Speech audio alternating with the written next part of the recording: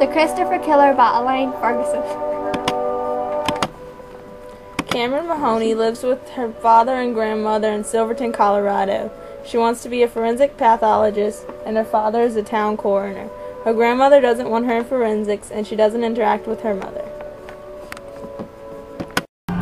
Cameron was offered the job of assistant coroner with her dad. The famous psychic Dr. Jewel made a prediction of a murder by the Christopher Killer in Silverton, Colorado. Cameron was called out on the scene of the murder.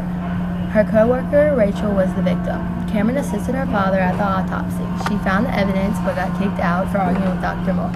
Justin, the new deputy, took her home and told her about her mother. Adam's boss turned him in for the shrine they found in his office.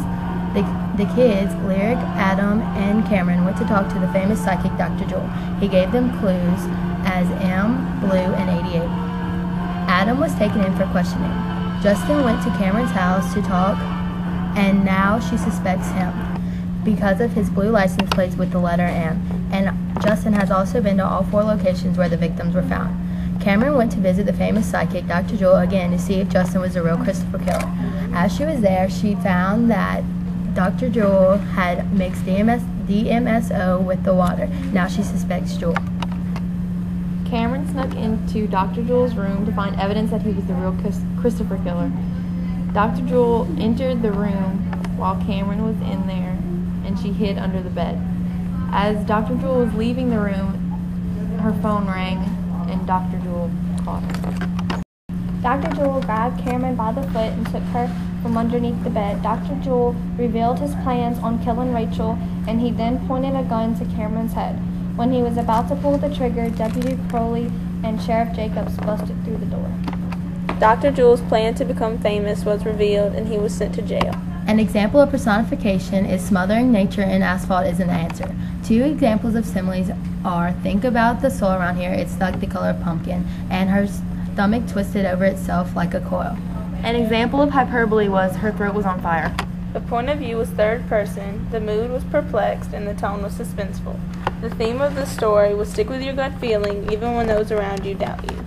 The symbol was the St. Christopher pin because that's what the Christopher Killer left on every one of his victims. And the irony in the story was the trusted source was the murderer. Cameron Mahoney was determined because throughout the whole book she was trying to find out who the real Christopher Killer was because he killed her friend Rachel. Patrick Mahoney is protective because he was trying to protect Cameron from finding out that Justin knew about her family's secret about her mother. Adam was depressed and shy because he never wanted to interact with anyone. Justin Crowley was caring and determined because he wanted Cameron to know that her mother still loved her. Yeah. Dr. Moore was rude because he didn't want a 17-year-old in the autopsy room. Sheriff John Jacobs is authoritative because he gave directions during the autopsy. Elaine and her husband lay under the stars at night while he helps her make up books. She was born in Cumberland, Maryland. She wrote 30 children's books and attended the University of Utah and Westminster College, where she studied journalism. The setting of the death in The Christopher Killer is in her hometown of Durango, Colorado. She lives near the foothills of the Colorado Rockies, and Elaine was the type who loves talking, but she never wanted to commit her thoughts to writing. She had to jot down her ideas on paper before she published the book, and it carried out on throughout adulthood. She first started writing books with her mother, co-author. Her mission is to ignite the writing in every childhood. Elaine and her mother co-authored. Her mission is to ignite the writing spark in every child. Elaine and her mother co-authored a series for National Geographic's children's book division. Their novel, Wolf Stalker, was the first of their work of being fiction.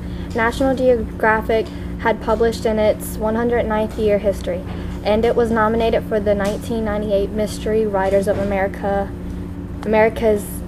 Edgar Allan Poe Award. She also won the Edgar Allan Poe Award for Show Me the Evidence. Another book that was written by Elaine Ferguson was Poison. The book is about a girl named Chelsea Smith who was working in her father's office. While she was there, she uncovered clues to a hidden treasure in a cave near Crystal Lake. However, when Chelsea and her best friend, whose name is Amber, set out to find the money, they found themselves caught in a showdown with a would-be killer. The theme from both books is going toe-to-toe with a killer. Elaine Ferguson worked with her dad, just like both main characters from both of these books did. This was made by Brooke Ellisar, Brittany Cook, Corey Brown, and And- Ashley Thalon.